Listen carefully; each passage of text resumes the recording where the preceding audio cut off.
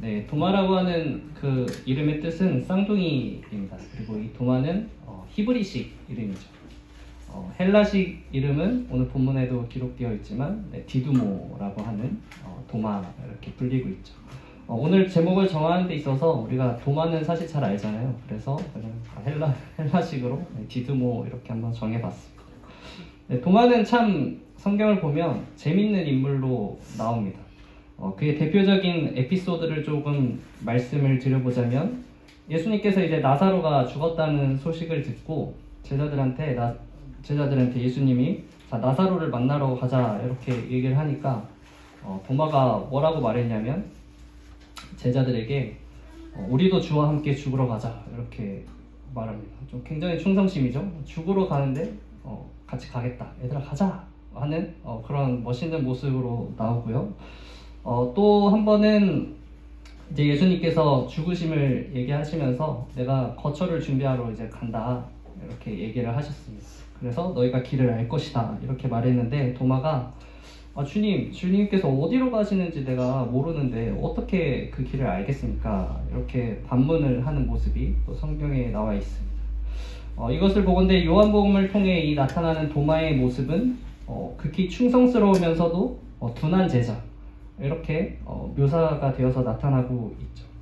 그리고 오늘 본문을 통해서 마지막으로 한 가지 더 에피소드를 우리에게 지금 말씀해주고 전해지고 있습니다. 제자들이 예수님을 보았다 이렇게 말을 하자 도마는 도저히 믿을 수가 없었어요. 아니 그게 무슨 소리야, 말이 돼? 나는 그 십자가 구멍, 옆구리의 구멍 보고 만지기 전까지는 절대 믿을 수 없어. 나한테 믿으라고 하지 마. 네, 거의 이런 모습을 보여주고 있죠. 그래서 8해 동안 도마는 의심하면서 살고 있었겠죠. 이렇게 제자들과 같이 만날 때마다 안 믿어 이렇게 하면서 살고 있었을 텐데, 네, 그 8해가 지나고 제자들과 모여 있는데 갑자기 예수님께서 도마를 찾아오신 거죠. 막 문이 잠겨 있는데 뚫고, 유령인지 모르겠어요. 이렇게 슉 뚫고, 아니면 하늘에서 내려오셨는지 모르겠는데 나타나셨어요. 그리고 도마에게 이제 말을 거시죠. 야, 넣어봐, 만져봐. 네, 단지 예수님의 이 말씀 후에 이 도마가 실제로 손가락을 넣었는지 안 넣었는지는 잘 모르겠습니다. 근데 저라면 못 넣었을 것 같아요. 그렇지 않나요? 좀 징그럽잖아요? 만져보라는데 그게 쉽지 않잖아요. 그렇죠? 만져보지 않았을 것 같은데, 성경에서도 뭐 단지 만졌다 이런 기록은 나와 있지 않습니다. 예수님이 말씀하신 후에 바로 이 도마는 예수님에게 신앙 고백을 하는 그 모습이 오늘 본문에 나와 있죠. 도마는 부활하신 예수님에게 이렇게 고백을 합니다. 나의 주님이시오 나의 하나님이시니이다 이렇게 고백을 하죠. 네, 예수님께서 이 성경에 나오는 12제자 중에서 신앙 고백하는 제자는 단지 3명 뿐입니다. 첫째로 우리가 가장 잘 알고 있는 예수님의 애제자죠. 베드로가 주는 그리스도시요 살아계신 하나님의 아들, 너무 사랑하고 너무나 잘하는 그 희대의 명언, 우리가 다 외워야 되는 거의 고백, 그 고백이 있고, 두 번째는 이것도 요한복음에 나오는데 라비어 당신은 하나님의 아들이시요 당신은 이스라엘의 임금이로소이다 라고 고백을 하는데 누굴까요?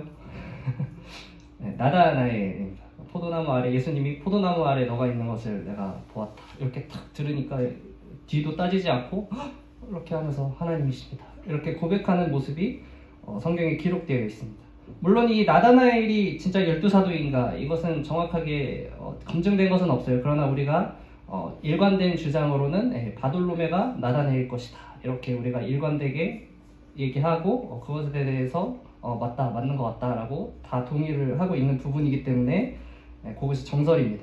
그리고 마지막으로는 이제 세 번째, 오늘 도마가 한 이 고백이죠. 나의 주님이시오 나의 하나님이시니다.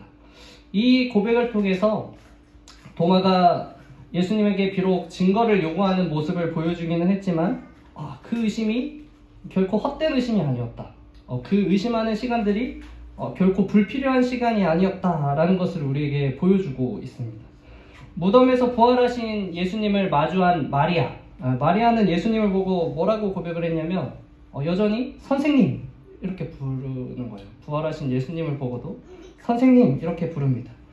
이 마리아는 부활하신 그 하나님이신 예수님을 바라보면서 여전히 과거에 자신이 알고 함께 동거하고 지냈던 그 선생님이신 예수님을 벗어나지 못했습니다. 그저 너무나 반가워서, 너무나 기뻐서 그를 그렇게 고백을 하고 말았죠. 하지만 이 도마는 예수님의 그 부활의 의미를 지금 진정으로 아는 거예요. 부활을 했어? 하나님, 정말 하나님이시다. 이 부활의 의미를 진정으로 깨닫고 예수님에게 신앙의 고백을 하고 예수님의 모습 속에서 하나님의 모습을 보는 그러한 도마의 모습이 오늘 성경에 나와 있습니다. 이 요한복음의 마지막 부분에 기록된 이 도마의 결정적인 신앙 고백은 요한복음의 시작과 끝을 일치시키는 아주 중요한 역할을 합니다.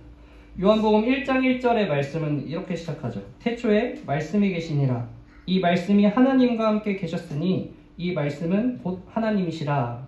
이렇게 요한복음이 시작하죠. 이 말씀이 누구예요? 바로 예수님이고 그 예수님은 하나님이시다 라는 고백을 통해서 요한복음이 시작되고 이 도마의 고백을 통해서 마지막으로 예수님은 하나님이시다 라는 고백을 분명하게 우리에게 전하고 있습니다.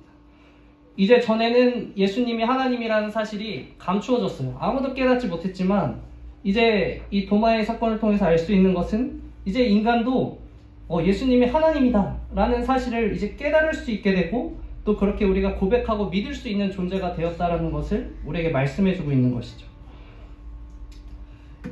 그럼에도 이 도마는 사실 저평가되어 있죠. 왜냐하면 마지막까지 어쨌든 예수님을 의심했다는 이유로 굉장히 저평가되어 있습니다. 도마가 예수님의 그 부활하신 예수님을 만나서야 이제 믿음 고백을 했지만 사실 그것은 어때요? 다른 제자들과 마찬가지잖아요. 다른 제자들이 뭐 예수님을 안 본 상태에서 부활을 믿은 그것이 아니지 않습니까? 다른 제자들도 마찬가지로 자신에게 부활해서 찾아오신 그 예수님을 보고 나서야 예수님을 이제 믿게 되었습니다. 그러기에 오히려 도마라면은 너무 사실 억울한 거죠. 쟤들도 똑같은 애들이고 나도 똑같은 애들인데 단지 예수님이 우리 가운데 찾아오신 날 내가 좀 바빠서 내가 뭔가 일이 있어서 잠시 밖에 나가 있었다는 이유로 지금까지도 의심 많은 도마라는 그러한 타이틀로 부르죠. 믿음 좋은 도마 이런 거 아니고 신앙 고백한 도마 아닙니다. 그냥 의심 많은 도마라는 그 타이틀을 가지고 여태까지 우리에게 잘못된 신앙을 그가 마치 가지고 있었던 것처럼 그렇게 그려졌죠. 그것은 아마도 예수님께서 하신 마지막 말씀 때문이겠죠. 너는 나를 본고로 믿느냐? 보지 못하고 믿는 자들은 복되도다 하시니라. 이 말씀이 이 때문이죠. 이 말씀은 우리가 보지 못하더라도 믿는 자가 되어야 된다라는 교훈의 말씀이지만 듣는 우리들이 어떻게 느껴지냐면 책망처럼 느껴져요. 왜 보지도 못하고 왜 보지 않으면 도저히 믿지를 못하는 거니? 증거가 없으면 날 믿지 못하니? 그렇게 느껴집니다. 왜냐하면 우리는 사실 본질상 사실 도마같이 다 의심하는 사람들이기 때문에 그렇습니다. 우리 중 하나님께 의문을 혹시 품지 않은 사람이 있습니까? 정말 의문을 품지 않은 사람이 있나요? 우리 중에? 하나님은 그럴 수 없어요. 왜냐하면 우리가 이해하고 체험하고 무엇을 상상하든 하나님께서는 그 이상의 뿐이시기 때문에 우리 같은 존재는 하나님을 의심할 수밖에 없는 존재입니다. 우리도 다 한때는 의문을 가져서 바로 믿지 못했고 또 하나님을 시험하려 들기도 했습니다. 기드온이 타작마당에 양털을 놓죠. 그리고 하나님 저 양털만 적게 해주십시오 하고 됐네? 다음날 하나님 우연일 거야. 그죠? 이것도 사실 의심이잖아요. 하나님 땅만 적게 한번 해주십시오. 그래서 딱 응답을 이제 받죠. 우리도 마찬가지로 이처럼 증거를 바라고 뭔가 기적 같은 응답을 바라는 순간들이 있잖아요. 너무나 의문이 되고 궁금하고 답이 나오지 않을 때 답답해서 그렇죠? 하나님께 우리는 그렇게 기도합니다. 이게 여러분 잘못된 신앙인가요? 뭐 매번 그러면은 좀 그죠? 잘못된 신앙이지만 충분히 그럴 수 있는 신앙이죠. 우리가 무조건 믿어야지, 의심하지 믿어야지. 이것은 우리가 더 후에 더 나은 믿음을 가졌을 때 혹은 더 성장한 그리스도인으로서 갖춰야 되는 모습이지 지금 당장 여기 앉은 모두가 갖춰야 하는 모습도 아니고 더더욱이 갖추고 싶다고 해서 갖출 수 있는 믿음도 아닙니다. 그러나 우리는 언제나 반드시 의심하지 않는 믿음을 또한 갖게 될 그러한 존재들인 거죠. 베드로가 바다 위를 걸어오시는 그 예수님을 보고 물 위를 걷게 해달라고 하셨습니다. 예수님이시면 저를 물 위에 걷게 해주십시오. 예수님께서는 기꺼이 허락하시죠. 나에게 오라 이렇게 해서 가는데 물에 빠지죠. 그죠? 결국은 무서워서 물에 빠집니다. 그때 예수님이 베드로를 들어 올리시면서 이렇게 얘기하세요. 믿음이 작은 자여 왜 의심하였느냐 이렇게 얘기를 하십니다. 그 예수님이 배에 오르자 배에 있는 사람들이 예수님께 절하며 하나님의 아들이다 이렇게 경배하는 사건이 있습니다. 자, 그리고 이때 예수님께서 말씀하시는 것이 믿음 없는 자야 이렇게 얘기하시지 않아요. 그렇죠? 믿음이 작은 자여 이렇게 얘기합니다. 그렇죠? 우리가 의심한다는 것이 곧 믿음이 정말 없는 걸까요? 아니잖아요. 우리는 믿잖아요. 그러나 단지 때론 의심하는 것이죠. 그리고 예수님은 그 의심을 통해서 결국 어떻게 일하시냐면 굳은 믿음, 더 강한 믿음, 그리고 더 큰 확신을 우리 가운데 자라나게 하시는 것을 봅니다. 우리가 하나님이 나를 사랑하신다 이것을 그냥 말로써 어떻게 다른 사람한테 들은 것으로서 믿는 것도 좋지만 더 좋은 것은 뭐냐면 내가 의심하고 그거에 대한 답을 얻는 것이 더 우리에게 큰 확신과 큰 믿음을 가져다 주죠. 하나님은 전능하신가, 하나님은 선하신가에 대한 여러 가지 의문들도 마찬가지입니다. 우리가 구구단을 미국은 어떻게 하는지 모르지만 초등학교 때 구구단을 그냥 외워 시키잖아요. 선생님들이 너 이거 못 외웠어? 집에 못 가. 이거 쓰고 다 쓰고 가. 전 남아서 쓰고 왔습니다. 제가 빠른 년생이라 학교를 좀 일찍 가서 못 외웠어요. 잘. 그래서 이제 애들 다 가는데 남아가지고 막 2 곱하기 2는 해서 구구단 다 쓰고 선생님 다 썼어요 하고 집에 갔단 말이에요. 그냥 외우라고 막 시켰단 말이죠. 근데 그걸 우리가 외운다고 하지 깨닫는다고 하지 않잖아요. 우리가 그걸 언제 깨달아요? 직접 해봐야죠. 2 곱하기 2는 2 더하기 2 이렇게 해보고, 그죠? 2 곱하기 6, 2를 6번 더 해볼까? 해서 맞네? 이게 맞네? 이럴 때 우리가 그거를 이제 깨달았다라고 얘기를 하잖아요. 이처럼 깨닫는 거에 대해서 우리가 깨달을 때 더 큰 이 감동이 있고 더 큰 알미 있고 확신이 우리가 생기게 됩니다. 이처럼 그냥 믿는 것과 내가 의문을 갖고 그것에 대해서 결론을 얻어낼 때에는 우리가 깊이에 굉장히 큰 차이가 있습니다. 물론 이 신앙이 구구단처럼 간단하지 않죠. 막 한번 검증한다고 그것이 막 믿음과 확신으로 나오지는 않을 겁니다. 하지만 예수님께서는 그 모든 기간들 동안 함께 하시고 깨닫게 하셔서 결국 우리의 믿음을 자라나게 하시고 확신을 주시는 분이심을 우리가 믿으시기 바랍니다. 여러분 가운데 의심이 생길 수 있어요. 어떤 의심일지 모르겠어요. 그러나 무조건 배척하지 마시기 바랍니다. 내가 이런 의심을 해도 되는 걸까? 나 믿음 없는 거 아닐까? 나 이건 너무 불경스러운 것 같은데? 거룩하지 않은 것 같은데? 아닙니다. 그 모든 것을 통해서 결국 하나님께서 믿음을 허락하시고 더 큰 성장, 믿음의 성장을 그 의심을 통해서 이루실 뿐이시라는 겁니다. 오늘 본문 중 가장 중요한 말씀은 사실 그것이 아니라 보지 못하고 믿는 믿음 이것이 아니라 믿음 없는 자가 되지 말고 믿는 자가 되라. 이게 사실은 오늘 말씀에서 제일 중요한 포인트죠. 근데 이제 계속 우리가 눈이 뒤로 가는 거죠. 믿는 자가 되는 것이 사실 가장 중요한 겁니다. 주님이 우리를 향해 분명히 요구하시는 것은 지금 이 말씀 속에서 한 가지는 믿는 자가 되라라는 것이죠. 이것은 단순히 어떤 요청이나 교훈이 아니에요. 이것은 예수님의 명령으로 단호하게 나와 있습니다. 꼭 그렇게 되어야만 하는 것이죠. 이 명령은 또한 도마가 보여준 의심에 대한 어떤 책망이 아니라 온전한 믿음에 이르지 못한 것에 대한 안타까움, 도마를 보면서 생기는 긍휼함, 또 그를 향한 사랑에서 나오는 그러한 명령입니다. 이러한 주님의 태도가 결국은 도마를 변화시켰고 그로부터 결국 위대한 신앙이 고백되게 하는 것을 보는 거죠. 예수님께서 마찬가지로 우리가 의심할 때 결코 질책하지 않는다. 사랑과 애정으로 우리를 보고 우리에게 다가오고 있다라는 것입니다.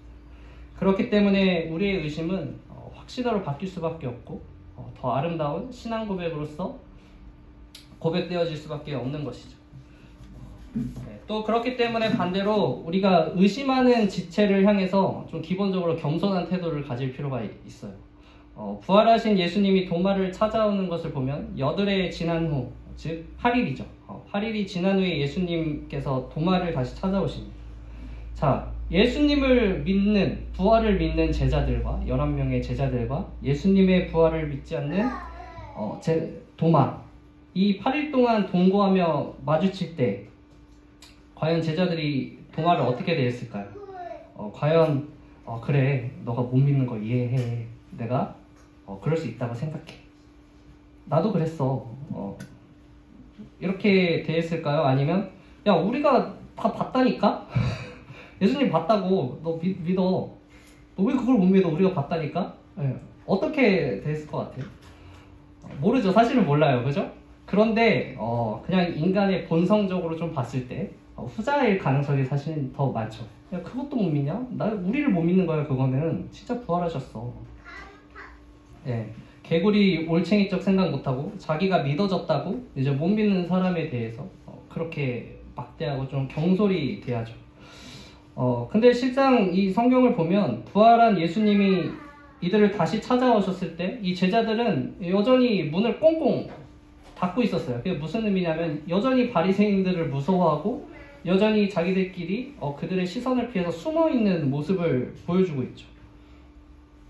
정작 변화된 건 하나도 없으면서 막 부활하셨어 그러고 진짜 막 뛰쳐나가가지고 예수님 부활하셨습니다 전도하면은 도마가 믿겠어요? 안 믿겠어요? 믿죠. 그러면 믿는데 그러지도 못하고 여전히 숨어서 있으면서 부활하셨어 그것도 못 믿냐? 막 이렇게 하면은 이 도마는 결코 이제 믿을 수가 없습니다. 사실 보면 이 제자들이 뭘 한 것도 아니고 그냥 은혜잖아요. 은혜예요. 예수님께서 그냥 먼저 자신들에게 찾아와 주셨고 자신들 가운데 그 부활을 확증했을 뿐인데도 이제 못 믿는 사람을 뭐라고 할 수 있는 자격이 생긴 거죠. 나는 어쨌든 믿으니까. 네, 그런 분위기, 이런 분위기가 우리 교회 가운데 결코 있어서는 안 됩니다. 네, 오히려 함께 기도해주고 자신의 경험을 나눠야죠. 나도 사실은 그 일들에 대해서 혹은 뭐 예수님에 대해서 믿지 못했어. 그런데 나는 이렇게 믿게 됐어. 함께 공유하면서 그들을 품어주고 안아주고 사랑해줘야지. 그렇게 하면 안 됩니다. 그런 태도를 대한다면 이제 머지않아서 도마가 예수님을 만나서 신앙 고백을 하게 되잖아요. 그러면 이제 부끄러워지는 거예요. 이제 스스로가 부끄러워집니다. 이 제자들은 그렇게 고백 안 했거든요. 그냥 부활하셨다 이렇게만 했지 막 도마처럼 하나님이십니다 이렇게 고백하지 않았어요. 결국 스스로 부끄러워질 수밖에 없어요. 예수님은 모든 제자들이 모여있지만 특별히 도마를 보기 위해서 찾아오셨습니다. 예수님은 이미 보고 믿은 자들을 위해서 찾아오신 것이 아니라 믿지 못하고 의심하는 그 도마를 위해서 그 무리 가운데 역사하신 거죠. 그런데 그 결과는 도마에게만 사실 영향력을 미치는 것이 아니죠. 결국 제자들은 다시 예수님을 보는 거예요. 그래서 와, 예수님 진짜 부활하셨어. 맞아, 부활하셨지. 그렇게 확신을 갖고 다시 한번 깨닫게 되죠. 또 이 도마의 신앙 고백을 통해서 제자들은 자신의 부족함도 새롭게 깨닫게 되죠. 나는 저렇게 고백하지 못했는데 저게 맞는 말이다. 하나님이시다. 나도 고백할 거 진작에. 그렇게 깨달을 수 있게 됩니다. 우리 공동체 가운데 도마 같은 자가 있다면 마찬가지로 우리에게 이러한 유익들이 있는 거예요.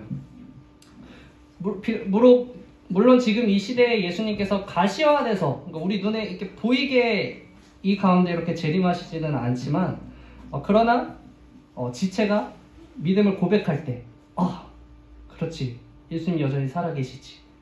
예수님께서는 지금도 살아계셔서 일하고 우리와 함께 하시지. 그렇게 그들의 고백을 통해서 우리가 예수님을 만나게 되는 겁니다. 의심하던 지체가 정말 예수님을 인격적으로 만나서 하나님을 고백하는 것을 목격할 때 얼마나 우리 가운데 감동이 됩니까? 나는 예수님을 믿지 않았어. 그런데 나는 이제 예수님을 믿어. 이렇게 그 도마 같은 사람이 변화되었을 때 이 믿음의 공동체는 또 도마의 신앙 고백을 통해서 더 풍성한 은혜의 공동체가 되는 것입니다. 그러므로 여러분 스스로 의심이 되고 그럴 때 막 부끄러워 숨지 마시기 바랍니다. 당당하게 얘기하셔도 돼요. 나는 사실 지금 좀 이런 고민이 있어. 결국 그런데 후에 가면 여러분들이 나는 이제 믿어. 그렇게 고백하면 하나님 살아계십니다. 우리가 다 같이 영광 올려드리고 은혜롭게 더 믿음의 공동체가 될 수 있는 것입니다. 그러니까 그렇게 생각하세요. 의심이 될 때 예수님께서 나를 통해 이 교회 또 역사하시려나 보다.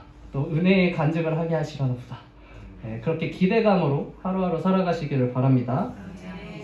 네, 마무리하겠습니다. 우리는 언제든지 의심할 수 있는 자가 될 수 있습니다. 맞죠? 오늘 밤 자려고 누웠는데 갑자기 이런 생각이 들지도 모르죠. 나 천국 갈 수 있나? 네, 그런 생각이 갑자기 들 수도 있죠. 나는 천국 갈 수 있나? 그러면 계속 질문하는 거죠. 누가 갈 수 있지? 어떻게 하면 갈 수 있지? 왜 갈 수 있지? 이렇게 우리가 의심에 빠질 때, 그죠? 해야 할 일이 뭘까요? 해야 할 일. 의심에 빠질 때 해야 할 일. 별거 없습니다. 하던 일 계속 하시면 됩니다. 네, 하던 거 계속 하시면 돼요.